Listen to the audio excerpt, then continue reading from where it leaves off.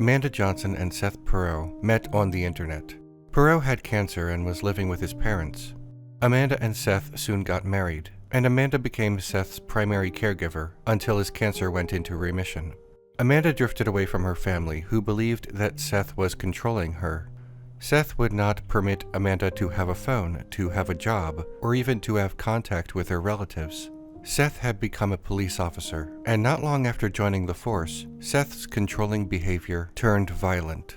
One night, Amanda called the police, informing them that he had assaulted her. Seth's daughter witnessed the assault. Seth was charged with simple assault, family violence, and cruelty to children. This was not the only incident, as neighbors would later tell police that the couple would fight loudly and that Seth was the aggressor. The neighbors never called the police because Seth was a police officer himself. Only 5 days after the domestic incident, Amanda was dead.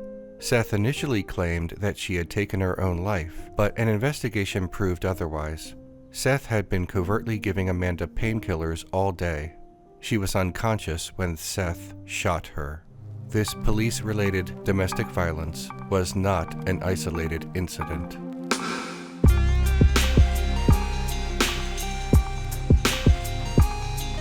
Violence against intimate partners is a serious problem even outside of the participation of police officers, but a police officer is significantly more likely to cause violence to an intimate partner than someone who is not a police officer. The numbers found in the results of studies on this matter tend to vary by country, year, and by amount of people surveyed, but these studies almost universally show a disparity in violence in police officers and those who are not. The CDC in the United States reported that approximately 4% of women reported physical violence by an intimate partner in the past year. Far more than 4% of women are assaulted in their lifetimes, but let's focus on annual numbers to see the disparity. In another study, women who live with police officers reported at a much higher rate of 10%, more than double. However, outside observers have noted that this study was probably flawed because the questionnaire was mailed to the home of police officers instead of being asked privately. Some spouses might not want to answer. The conclusion is that the number was probably higher than 10%. Studies that ask these questions privately, even privately to police officers themselves, show much higher percentages. A separate study conducted by Arizona police officer Albert Sang showed that 28% of police officers were violent to their spouse at least once in the past year. When Sang asked their spouses, the number was a comparable 25%. In all likelihood, a portion of these spouses did not wish to answer honestly out of fear of repercussions. Yet another study that was presented to the United States House of Representatives Select Committee on Children, Youth, and Families showed that a staggering 40% of police officers admitted that they had behaved violently toward their spouse or children in the previous 6 months. Not in their lifetime, only in the past 6 months, which suggests that the lifetime average is noticeably higher. The number is also higher than Albert Sang's report because the study included abuse of spouses and children, and the number may include instances of verbal abuse and stalking, not only physical abuse. Whether the number is as low as 10% per year or as high as 40% per year, it is still well above the national average, even if we go by the most conservative of estimates. Furthermore, it is important to recognize that if these numbers are skewed, they are probably skewed low, not high, because some victims are uncomfortable or even terrified to come forward. We need to ask ourselves 3 questions. First, why does this happen? Put simply, why do police officers abuse and even murder their intimate partners at much higher rates than the average person? Second, how does this happen? Basically, how does it occur and how do police officers keep getting away with it? Third, what do we do when it's happening? What if we know someone who is being abused by a police officer? What if you are being abused by a police officer? How do you get out? First things first.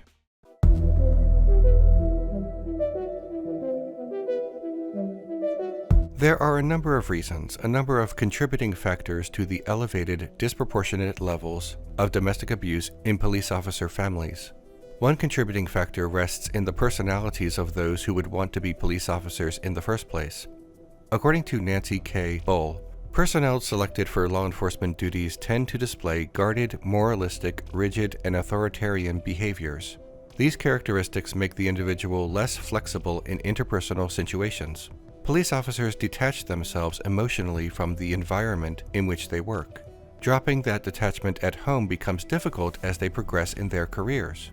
This often results in withdrawal, decreased communication, and a lack of emotional intimacy. The individual who has no outlet for emotional expression may feel stressed, and there will be an increased tendency to act out. The police officer's acceptance of traditional male-female sex role stereotypes in which the man is expected to remain strong and silent, and the woman is expected to remain obedient, increases the tendency toward maladaptive behavior. We are not our careers, but our careers tell us a lot about ourselves. Nobody grows up dreaming to be a cashier or a waitress, but people are cashiers and waitresses because of the economic circumstances of their upbringings and other circumstances that led them to that career. Limited options and economics get in the way of loftier goals. People choose to work in retail because it is available, not because they have dreams of stocking shelves. Other careers tell us a lot about the circumstances of those who choose them. Not every pediatrician has a good bedside manner, or has a paternal or maternal quality, or even gets along well with children. But clearly those qualities lend themselves to someone choosing this career. These qualities also lend themselves to being successful in this career. Sometimes people just fall into their careers, even lofty careers, but there is still a disproportionate amount of a certain type of person who will choose these careers. And what about a career in law enforcement? What type of person often chooses this career?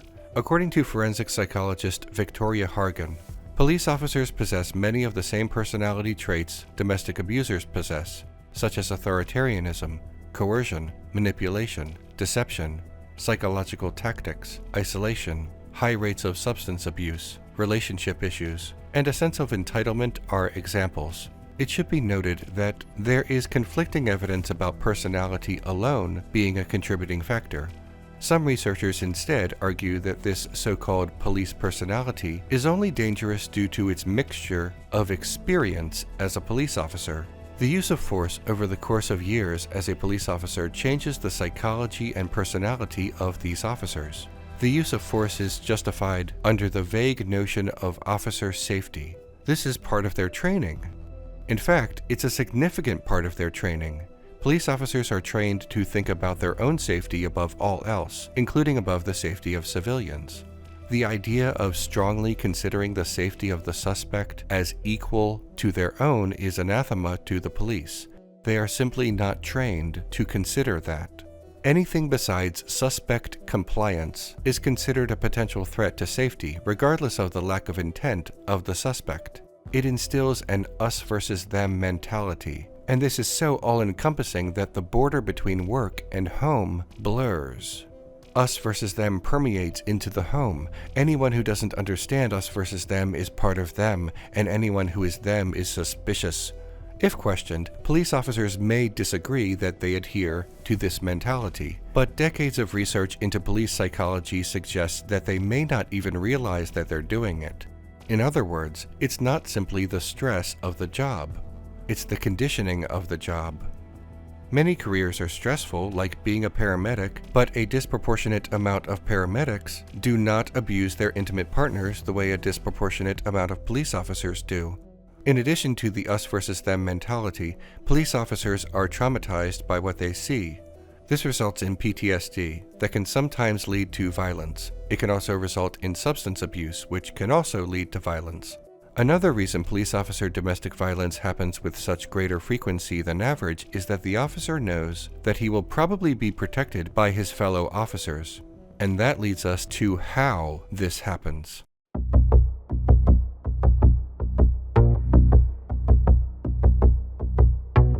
All domestic abuse is heinous and wrong, but domestic abuse committed by a police officer creates unique challenges for the victim. According to Alex Roslin, author of Police Wife, domestic violence is bad enough for any woman to deal with, but abuse at home is far worse for the wife or girlfriend of a cop. Who will she call? 911? What if a coworker or friend of her husband responds? Even if the responding officer does not know the alleged abuser, there is a good chance, based on the statistics about how many officers are abusers, that the responding officer abuses his own wife. A police officer who abuses his own wife is now interviewing another officer's wife who has just been abused. So how sympathetic do you think this responding officer is going to be? The chances that a police officer's wife will get a responding officer who also abuses his wife is way too high and way too much of a risk for many women. They are trapped. Everything is worse when the abuser is a police officer. Many cities have adopted nuisance property laws that pressure landlords to evict tenants if people are repeatedly called to their home for domestic abuse or other issues. This discourages women from reporting domestic abuse. When the abuser is a police officer, the abuser can cite the law to the victim, discouraging her further. When women seek refuge in women's shelters, they are often turned away because these shelters are underfunded, understaffed, and they lack room. When the abuser is a police officer, where can the woman hide? The officer probably knows where the shelters are or could easily ask someone to check in. In fact, some shelters even turn police spouses away. When a woman chooses to stay with friends or family, that can be safer, but when the abuser is a police officer, that still complicates matters. What if the abuser bangs on the door and demands entrance? What if the abuser calls his police officer friends? What then? Sometimes abused women run away even further, but when a police officer is the abuser, they have the tools and resources to better track their victim. According to Jess Hill, frequently, victims will raise concerns about having their devices monitored and tracked, sometimes with the assistance of other police officers and police systems, only to be told by police investigators that this isn't really stalking, because it's well-intended or because the perpetrator just has PTSD and is harmless. When a woman reports her husband or boyfriend is an abuser, they can often use signs of injury like bruised faces as evidence. However, when the abuser is a police officer, this is more challenging because officers are trained to use physical force and they know how to hurt someone without leaving a mark. The Lautenberg Amendment of 1968 prohibited domestic abusers from owning firearms. However, if a police officer pleads guilty or is convicted of domestic abuse, he can still retain his job and retain his firearm. Many abusers own guns, but not all of them, whereas all police officers have access to guns. Police officers also have access to handcuffs, tasers, and other implements that would be useful to an abuser. When a woman reports her husband or boyfriend, she may or may not receive sympathy from her neighbors, but when the abuser is a police officer, she will have even less chance of receiving sympathy. Police officers have an elevated, heroic status in our society. Worse still, fewer neighbors would be willing to step in and help due to the danger of angering a police officer. When a man is convicted of domestic abuse, there can be severe consequences. For police officers, there are fewer consequences. Convicting a police officer of domestic abuse is extremely rare, and even when it happens, the sentence is sometimes just a discharge, termination. That means there is nothing on his criminal record. Sometimes even that won't happen. He won't lose his job and he can continue abusing women and patrolling the neighborhood with the implements he used on his own wife. Some men show remorse for striking their girlfriend or wife and do not continue the abuse. However, since a police officer is more likely to suffer from substance abuse, PTSD, and other trappings of being an officer, the abuse is probably going to continue indefinitely. Police officers follow a code of silence that protects their fellow officers from accusations of wrongdoing, a gang mentality that severely limits consequences for officers. If an officer informs on another officer, it is the informant who has done wrong. If an officer investigates another officer for domestic abuse or anything else, the investigating officer is harassed, threatened, attacked, even killed to protect the officer under investigation. As explained by Diane Wetendorf, the police code of silence dictates that no matter what, cops protect and defend other cops. As a matter of honor, they are to lie and cover up for other officers and present a united front under any threat of an investigation. If there is a discrepancy between what he told them and what they observed at the scene, they might come to a consensus on some version of the story and then stick to it. Their official report, if there is one, will reflect the agreed-upon version. It should be noted that sometimes women who are police officers abuse their boyfriends and husbands. This is much more rare and may have greater consequences for the abuser, but it should not be swept under the rug. Men who are abused by women police officers have a unique challenge in convincing their peers that the abuse is even happening because of the societal expectations of male-female relationships. This all sounds like a nightmare, but there is hope.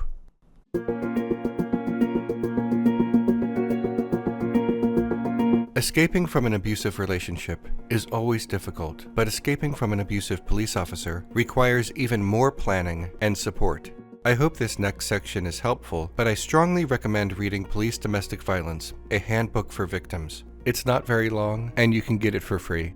If you call 911, this is how it will probably go down. The responding officer may view you as vindictive or dishonest. Even if the responding officer believes you, the officer will probably request that you don't file a criminal complaint.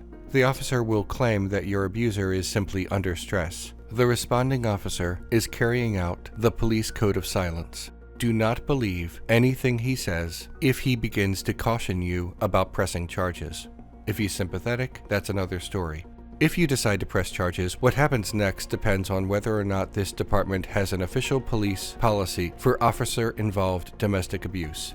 If it does, someone from Internal Affairs may visit you, and your abuser will be aware of whatever charges are levied against him. Regardless of how the investigation progresses, you may wish to escape your current living situation. If you have children, they should come with you, but you should discuss this with an attorney first, because your abusive husband will try to claim that this is child abduction. Make sure you're on the right side of the law on this. If you fear for your life, you may wish to escape the city altogether. However, bear in mind that no matter how little a trail you leave, a police officer will always be able to track your movements through credit cards, phone records, credit reports, bank reports, all kinds of things. This is a terrible and disgusting violation of your privacy, but people with access to these tools never see it that way. Don't assume that your abuser just won't do this. Speak to an expert and get an order of protection against your abuser. Although this may only seem like a piece of paper, it's a legal method to remove your abuser from your home and protect your children. You may still be in love with your abuser, and this may make you hesitant to act or even feel guilty about protecting yourself. Ignore that feeling. Your abuser is the bad guy. You are defending yourself. Let's summarize. The police have far too much power in our society. They are not simply given firearms, they are given something far more dangerous: the benefit of the doubt. We have been indoctrinated into believing that they are the default good guys. Because of this, many people think of them as protectors, not perpetrators, defenders, not abusers. But the facts tell us something completely different, and ignorant arguments that defend them mean absolutely nothing. Better not call 911 then.